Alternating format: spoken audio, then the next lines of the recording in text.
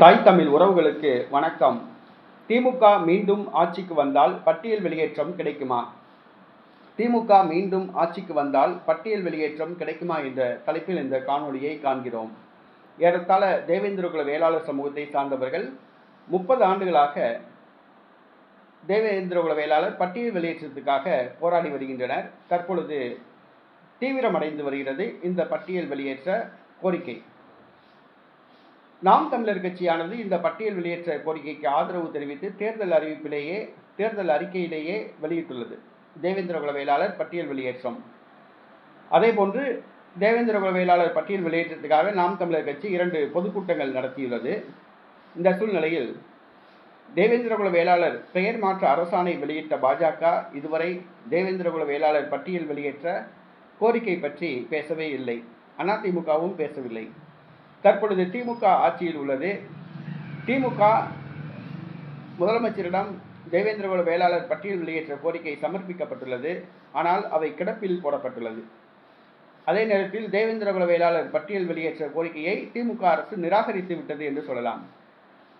தமிழக அரசு செயலாளர் அவர்கள் அந்த கோரிக்கையை நிராகரித்து அறிவிப்பு ஒன்றை கூட வெளியிட்டார்.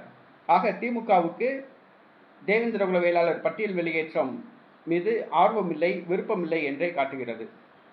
திமுக நினைத்தால் ஒரு கமிஷன் அமைத்து தேவேந்திரகுல வேளாளர் பட்டியல் வெளியேற்ற கோரிக்கையை நிறைவேற்றி மத்திய அரசுக்கு அனுப்பி வாங்கி தந்திருக்கலாம். ஆனால் திமுகவுக்கு அதில் உடன்பாடு கிடையாது. தேவேந்திரகுல வேளாளர்கள் பட்டியலிலேயே தான் இருக்க வேண்டும், பட்டியல் வெளியேறக்கூடாது என்று திமுக நினைக்கிறது. 5 ஆண்டு காலமாக திமுக ஆட்சி தமிழ்நாட்டில் இருப்பது தேவேந்திரகுல வேளாளர்களுக்கு ஒரு பின்னடைவு. இந்த சூழ்நிலையில் மீண்டும் திமுக ஆட்சிக்கு வந்தால் தேவேந்திரகுல வேளாளர்களின் பட்டியல் வெளியேற்ற கோரிக்கை உதாசீனப்படுத்தப்படும், கிடப்பில் போடப்படும். தேவேந்திரகுல வேளாளர் பட்டியல் வெளியேற்ற கோரிக்கையை திமுக நிறைவேற்றி தராது. அது எட்டா கனியாகத்தான் இருக்கும்.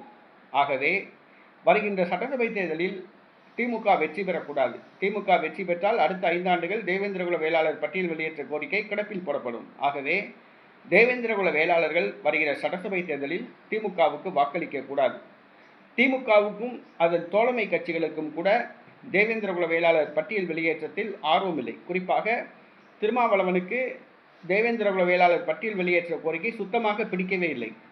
கம்யூனிஸ்ட் கட்சிகளும் இதை விரும்பவில்லை. இதை தேவேந்திரகுல வேளாளர்கள் புரிந்து கொள்ள வேண்டும். ஆகவே வருகிற சட்டசபை தேர்தலில் திமுக வெற்றி பெற்று மீண்டும் ஆட்சிக்கு வரக்கூடாது.